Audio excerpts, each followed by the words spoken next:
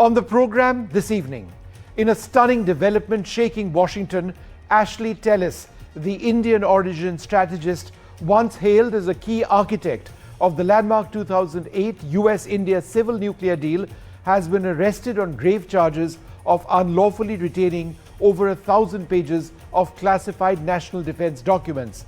Now, prosecutors allege that Telis printed sensitive material on US military aircraft capabilities and Air Force tactics of the US and then stashed them at his Virginia home. Even more alarming, court filings reveal multiple covert meetings with Chinese officials since 2022, including dinners discussing Iranian-Chinese ties and AI technologies, where he allegedly accepted gift bags.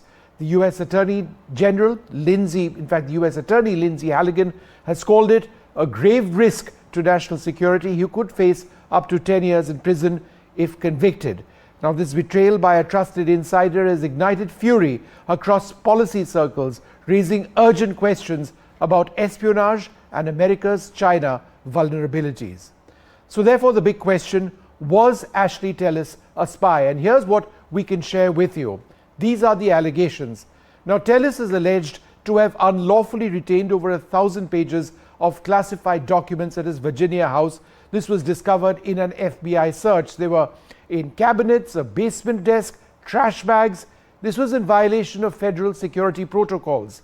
Now, Telis is alleged to have accessed and printed top secret military files in September and October this month at the Defense and State Department facilities, specifically documents on US military aircraft capabilities, Air Force tactics and techniques. He then removed these using a leather briefcase, and this has been captured on surveillance footage. He's alleged to have concealed classified documents by placing them inside notepads, right, and within his briefcase before exiting secure government buildings, allowing him to transport sensitive top secret files on military aircraft. He's alleged to have deleted digital traces of his printing activities for top secret documents on US Air Force tactics. He's alleged to have met with Chinese government officials, right, on multiple occasions, including in 2022, 2023, 2025 in Fairfax, Virginia, where he arrived with a manila envelope containing an undisclosed set of items that were absent when he left. He was obviously under surveillance, and he's alleged to have also planned international travel to Rome on the day of the FBI search with his family, potentially to evade the ongoing investigation if indeed he knew anything about it. So why are we really talking about J Tellis? Just who is he? He is interesting and important. He was born in 1961 in Mumbai. He later became a naturalized US citizen. He earned a PhD in political science from the University of Chicago after studying at St. Xavier's College in Mumbai. Telis began his career at the RAND Corporation as a senior policy analyst. He served in the US Foreign Service as senior advisor to the ambassador at the US Embassy in Delhi, and also on the National Security Council under President George W. Bush. Extremely distinguished career. Telis played a key role in negotiating the US-India civil nuclear agreement during his time at the State Department from 2005 to 2008. Currently, he holds the Tata Chair for Strategic Affairs as a senior fellow at the Carnegie Endowment for International Peace, focusing on Asian securities. Therefore, the question is, was this man with this distinguished record a spy? Was he a spy of China? And that's what we are looking at on Left, Right and Center this evening. Well, joining us now, Seema Sirohi, Dr. Tara Karta and Glenn Carl. Mr. Carl is interesting and important in the context of this conversation, a former Deputy National Intelligence Officer for transnational threats, which included terrorism. He's been on the National Intelligence Council of the CIA. Thanks so very much for being with us. In fact, Glenn, let me come with you first. J Tellis, one of the most distinguished scholars that we've seen in the area of work that he's been focused on. He's really built that diplomatic relationship with India at a time when nobody thought a civil nuclear deal would be possible. He's been critical in other contexts. But why would somebody with this record potentially be, retaining 1,000 pages of classified documents, meeting Chinese officials, apparently hiding it? Does he strike you as being a Chinese spy? One word answer is yes, it does. And I'm pretty certain that he is. There are two possible explanations. One, that he's a naive fool, or two, that he is a spy for, it appears, China. It's pretty clear. The rules are explicit. Everybody knows them. One is briefed and has to live with them consciously in one's mind every second of one's not just work day, but one's life in the intelligence world or dealing with classified information. And at the very least, he has broken rules that are illegal, make his actions illegal, and the penalties are quite explicit. Beyond that, he probably did this with intent. It seems a straightforward case. You know, Glenn, what I can't understand, and we can only hypothesize about this, why would somebody want to do this? I mean, would it be for financial gain, or would it be perhaps to secure more recognition, which may have been dying out? Why would somebody in this position want to do something like that? This man is no fool. Well, you asked the question. This man is no fool. I mean, look, we know his record. Oh, it's absolutely. exemplary. That's why I asked this question. Well, you asked the question, which is the part of the intelligence world, the espionage world, and intelligence as analysis, which he was doing, and I also did. And then there's the operational side, the human intelligence side, which is a great psychological drama.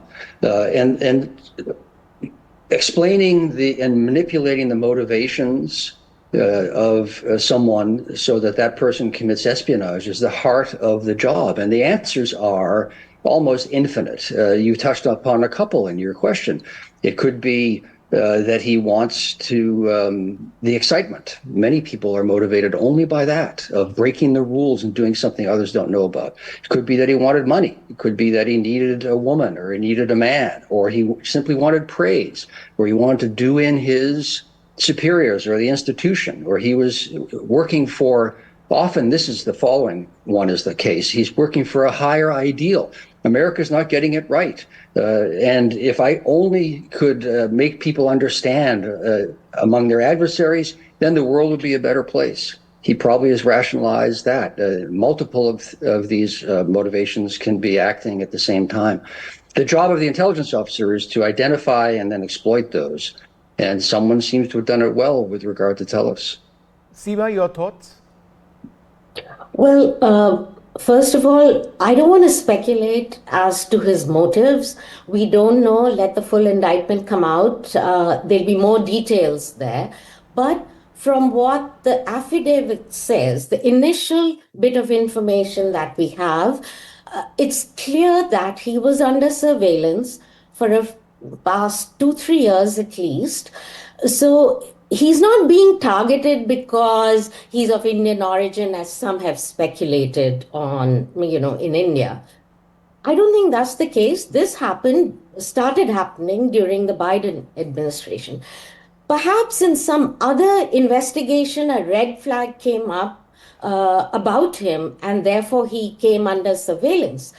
The point is, this is just really shocking. All of yesterday, I think the DC sort of think tank community couldn't believe. They were at a loss for words, because he's kind of the presiding deity of South Asian expertise. No, in fact, you have interviewed him, I have interviewed him. We'll feature an interview with him and my colleague Shiv in the next couple of minutes that was done just a month back. Tara would have met him on a couple of occasions. The reason we talk about this is because he has had a huge, huge impact, for right or for wrong, we can debate that separately, on India, America, right? Right, Seema? Absolutely. He was the architect, one of the architects of the nuclear deal.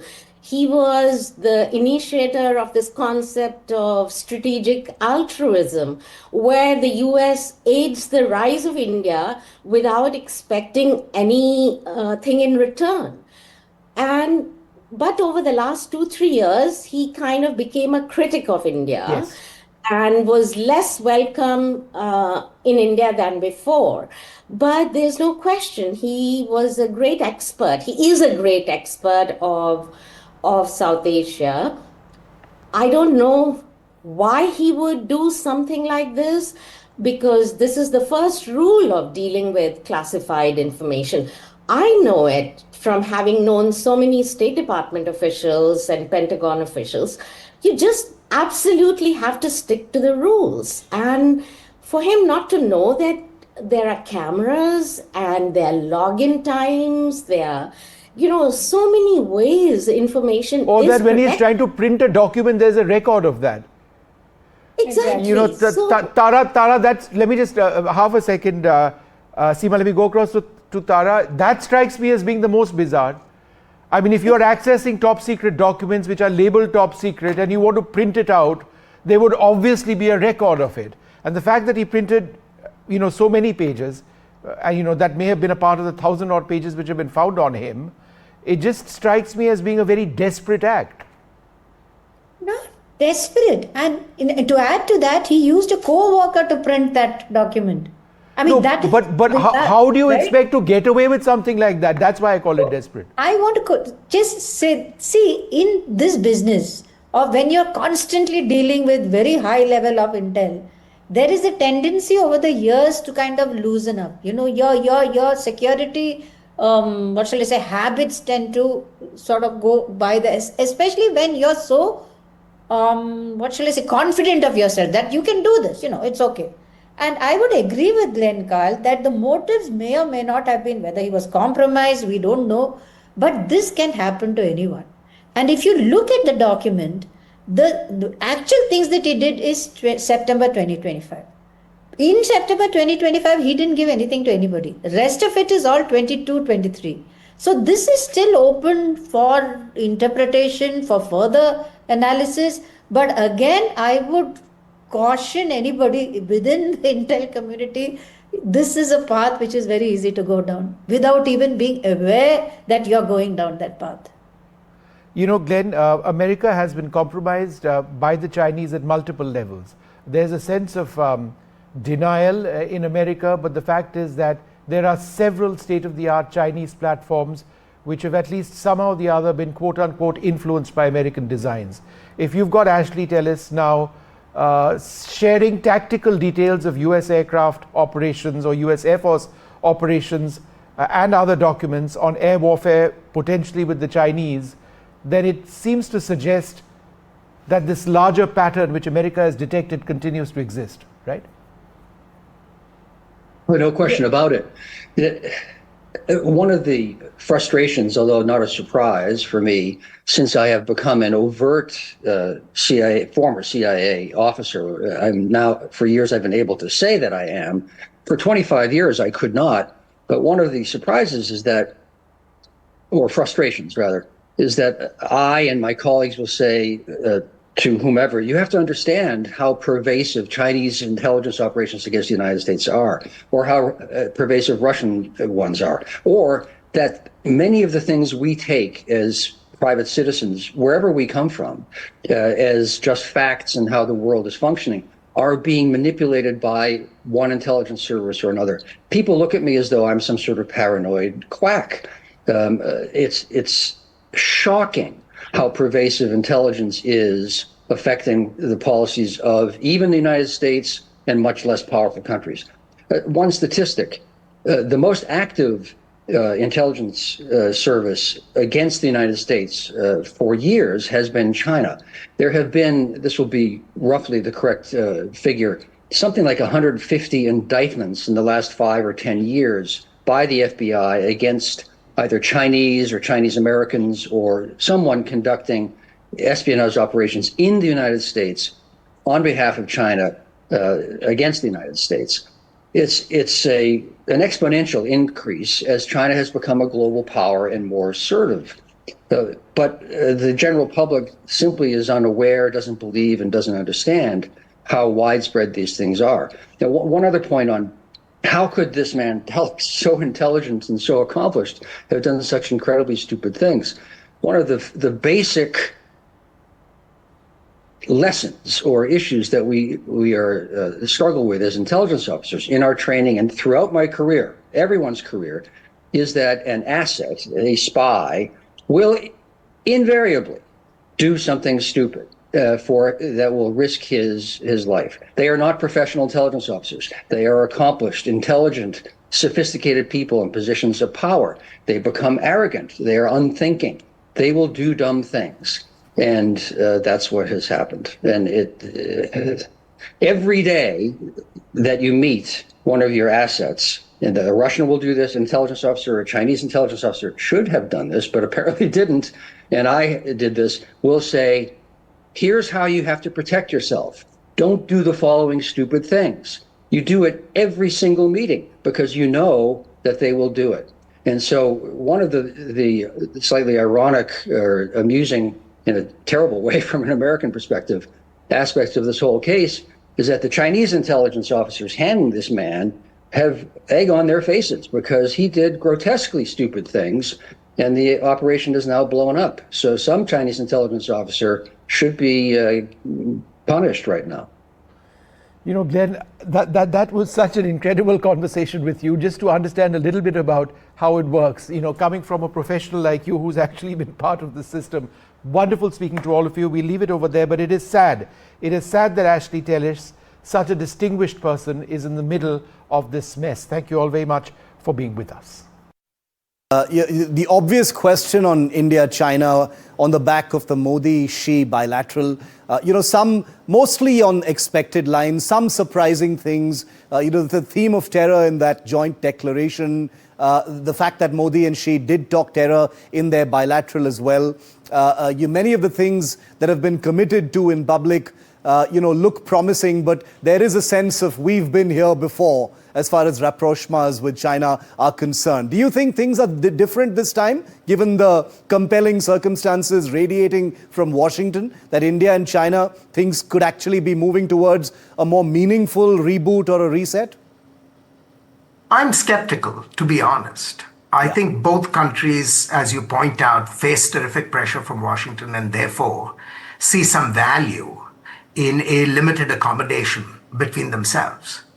But on the fundamentals that account for the differences, I don't see China actually taking bold steps in a way that would be satisfying to New Delhi. I mean, take the example you offered on terrorism, right?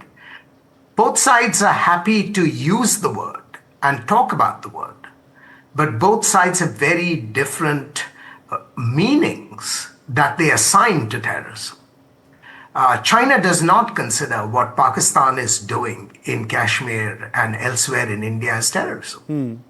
China thinks of terrorism with respect to the Uyghurs or with respect to the Tibetan resistance against China. That's terrorism. And so they're happy to join forces with India in using the word terrorism. But there is no genuine meeting of the minds, even on an issue like terrorism. So I think both sides, again, are engaged in an effort to increase the options they have, given that they have a very, you have a superpower sort of breathing down your neck in uncomfortable ways. But I don't think these portend real dramatic shifts in the bilateral relationship between China and India.